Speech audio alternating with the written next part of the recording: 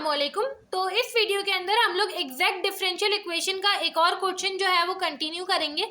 ये हमारे पास question given है, dx के साथ एक मिक्स फंक्शन मौजूद है और dy के साथ एक मिक्स फंक्शन मौजूद है।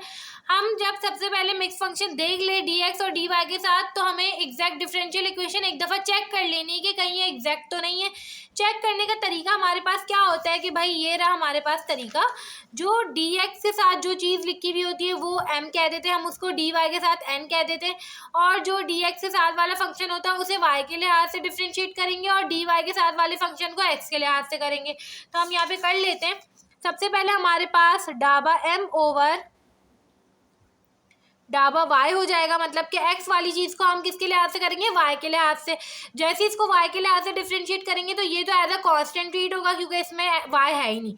यहाँ पे y है तो y की जगह 1 आ जाएगा और एज इट इज़ 4x आ जाएगा। इसी तरीके से ये हमारे पास हो जाएगा डाबा n ओवर डाबा x, मतलब ये हमारे पास n का फंक्शन है और इसको x के लिहाज से करेंगे तो ये वाला तो कांस्टेंट y जो है वो एज अ कांस्टेंट ट्रीट होगा, तो ये पूरी चीज़ तो 0 होगी एज अ कांस्टेंट। ये वाली चीज़ देखें तो 2 पीछे आ जाएगा, 2 से मल्टीप्लाई होगा 4 और x एज इट इज आएगा, x की पावर में से 1 माइनस होगा तो वो 2 में से 1 माइनस होकर 1 आ जाएगा। सिंपल, हमारे पास 4x आ गया। यहाँ पर हमारे पास फॉर्म की आइडेंटिफिकेशन हो चुकी है। ये हमारे पास एग्जैक्ट डिफरेंशियल इक्वेशन है। दूसरा स्टेप हमारे पास क्या होता था कि अब हम इसको सॉल्व करेंगे। हमारे पास एक इक्वेशन हुआ करती थी, आपने सबसे पहले वो इक्वेशन लिखनी है। तरीका क्या होता है, आपके पास ये पूरी इक्वेशन है, इसको एज इट इज लिखें। 3x² प्लस का 4xy dx प्लस का 2x² प्लस का 2y और dy, ठीक है, ये एज इट इज लिखें। अब यहाँ पे इक्वेट कर दें इसको dx और यहाँ पे dy लिख दें और बीच में प्लस की साइन लगाए, बिल्कुल ऐसे ही जैसे इधर हुआ है। यहाँ पर जो dx के साथ आपके पास आएगा डाबा f ओवर डाबा x, ठीक है, यहाँ पे x था तो यहाँ पर भी x आएगा और यहाँ पे आएगा डाबा f ओवर डाबा y।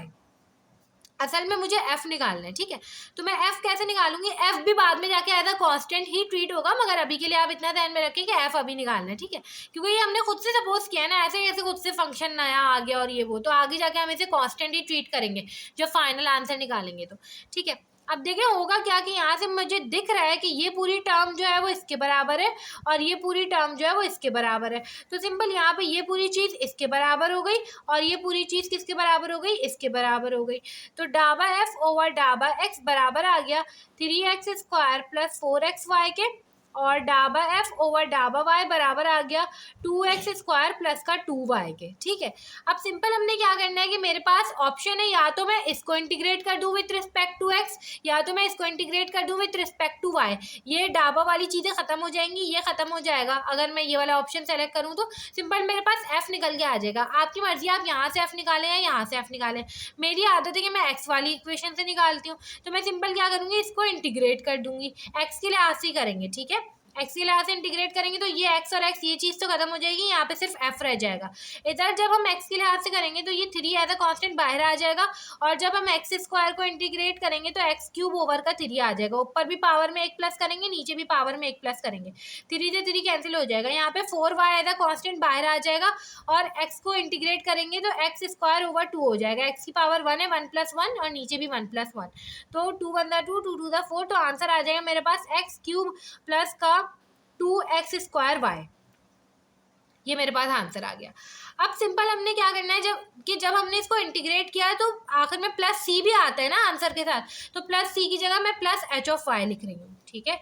तो क्योंकि यहाँ पे हमने x के लिहाज से किया तो y जो है वो एज अ कांस्टेंट ट्रीट हो सकता है, तो यहाँ पे +c की जगह मैंने +h(y) लिख दिया। तो ये मेरे पास मेरा आंसर है, f = x³ प्लस का 2x² y प्लस का h(y). मगर यहाँ पे ये चीज़ जो है हमने खुद से लगा दी है, ये अननोन है, तो ये भी हमें एग्जैक्ट में फाइंड करनी होती है, एग्जैक्ट डिफरेंशियल इक्वेशन में। तो अब इसको कैसे फाइंड करेंगे, यहाँ पे मैं जो है y फाइंड करना है ना, h(y), तो सिंपल इसको हम लोग डिफरेंशिएट कर देंगे विथ रिस्पेक्ट टू y, इस इक्वेशन को। तो यहाँ पे जब हम विथ रिस्पेक्ट टू y करेंगे तो ये तो एज अ कांस्टेंट ट्रीट होगा, x है, इसको अगर मैं देखूँ तो यहाँ पे 2x² आ जाएगा सिर्फ, ठीक है, और यहाँ पे प्लस का h। y को जब हम एक दफ़ा डेरिवेटिव ले लेंगे तो y के ऊपर एक डंडी लगा दिया करते थे, तो y के फंक्शन का जब एक दफ़ा डेरिवेटिव लेंगे तो y के फंक्शन के ऊपर एक डंडी लगा देंगे। तो ये मेरे पास डाबा f ओवर डाबा y आ गया। यहाँ पर भी मेरे पास डाबा f ओवर डाबा y है, ये भी मेरे पास आ चुका है। दोनों इक्वेशंस को आपस में इक्वेट कर देंगे और h(y) की वैल्यू निकाल देंगे, h डेरिवेटिव ऑफ y की। 2x² प्लस का h derivative of y = 2x² plus का 2y, ठीक है। ये और ये आपस में कैंसिल हो जाएगा।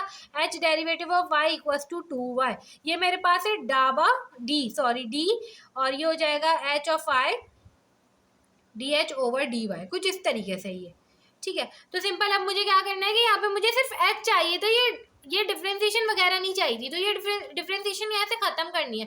तो सिंपल मैं इसको इंटीग्रेट कर दूंगी y के लिहाज से, इंटीग्रेट हो गया, यहाँ पे सिर्फ h रह गया, h ऑफ y, और ये इंटीग्रेट होगा तो 2y² ओवर 2, ठीक है। 2 बाहर आ जाएगा और y की इंटीग्रेशन y² ओवर 2 हो जाएगी, 2 से 2 कैंसिल, सिर्फ y² आ जाएगा।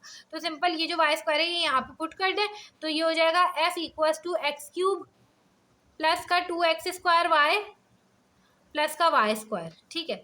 और इसको आप एज अ कांस्टेंट लिख दें, यहाँ पे y² प्लस c होगा, ठीक है। यहाँ पे जब हमने इसको इंटीग्रेट किया तो प्लस c भी आएगा। अब ये जो f भी एज अ कांस्टेंट ट्रीट होगा, तो f minus c equals to x³ plus का 2x² y प्लस का y², ठीक है। इस पूरे को मैं k से डिनोट कर देती हूँ, x³ प्लस का 2x² y प्लस का y², ये मेरे पास आंसर आ गया। तो इस तरीके से करके हमने अपना ये वाला जो क्वेश्चन है सॉल्व कर लिया, बहुत ही इजी क्वेश्चन था। अब हम नेक्स्ट वीडियो से जो और क्वेश्चंस होंगे उनको कंटिन्यू कर रहे होंगे।